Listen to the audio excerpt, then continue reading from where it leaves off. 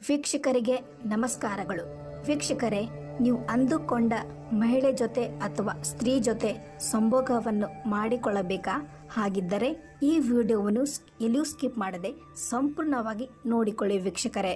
ನೋಡಿ, ಇವತ್ತಿನ ವಿಡಿಯೋದಲ್ಲಿ ನಾವು ನಿಮಗೆ ಸ್ತ್ರೀಯನ್ನು ಮತ್ತು ಮಹಿಳೆಯನ್ನು ಹೇಗೆ ಸಂಭೋಗಕ್ಕೆ ರೆಡಿ ಮಾಡಿಕೊಳ್ಳಬೇಕು ಎಂಬುದನ್ನು ಸಂಪೂರ್ಣವಾಗಿ ಇವತ್ತಿನ ಈ ವಿಡಿಯೋದಲ್ಲಿ ನಾವು ನಿಮಗೆ ತಿಳಿಸಿಕೊಡುತ್ತೇವೆ ವೀಕ್ಷಕರೇ.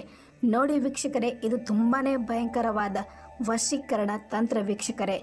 ಇದನ್ನು ನೀವು ಮಾಡಿದ್ದೇ ಆಗಿದ್ದರೆ ನೀವು ಅಂದುಕೊಂಡ ಮಹಿಳೆ ಜೊತೆ ಸಂಭೋಗವನ್ನು ಮಾಡಿಕೊಳ್ಳಬಹುದು ಈಸಿಯಾಗಿ ವೀಕ್ಷಕರೇ.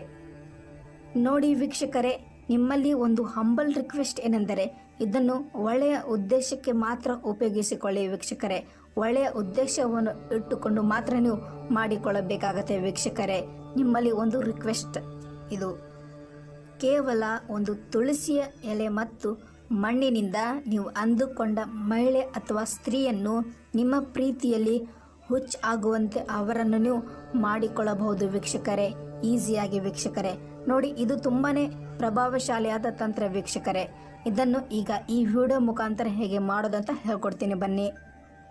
ನೋಡಿ, ಈ ತಂತ್ರವನ್ನು ನೀವು ರವಿವಾರ ಮತ್ತು ಮಂಗಳವಾರ ದಿನದಂದು ಮಾತ್ರ ಮಾಡಬೇಕಾಗತ್ತೆ ವೀಕ್ಷಕರೇ.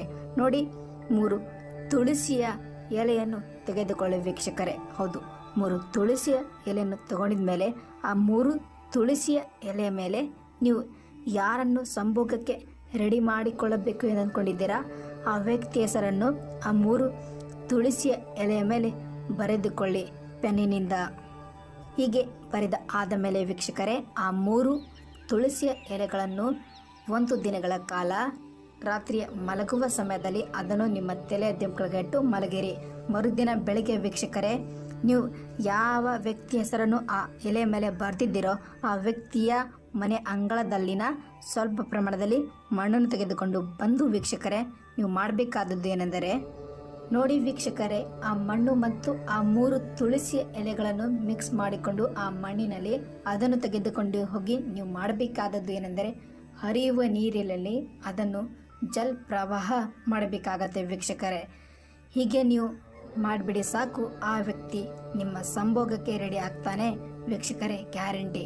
ಮರುದಿನ ಆ ವ್ಯಕ್ತಿ ನಿಮ್ಮ ಪ್ರತಿಯೊಂದು ಮಾತು ಪಾಲಿಸುತ್ತಾನೆ ವೀಕ್ಷಕರೇ, ಗ್ಯಾರಂಟಿ. ಒಂದು ಸಾರಿ ಮಾಡಿ ನೋಡಿ, ಖಂಡಿತ ನಿಮ್ಮ ಕೆಲಸ ಕೂಡ ಆಗತ್ತೆ ವೀಕ್ಷಕರೇ.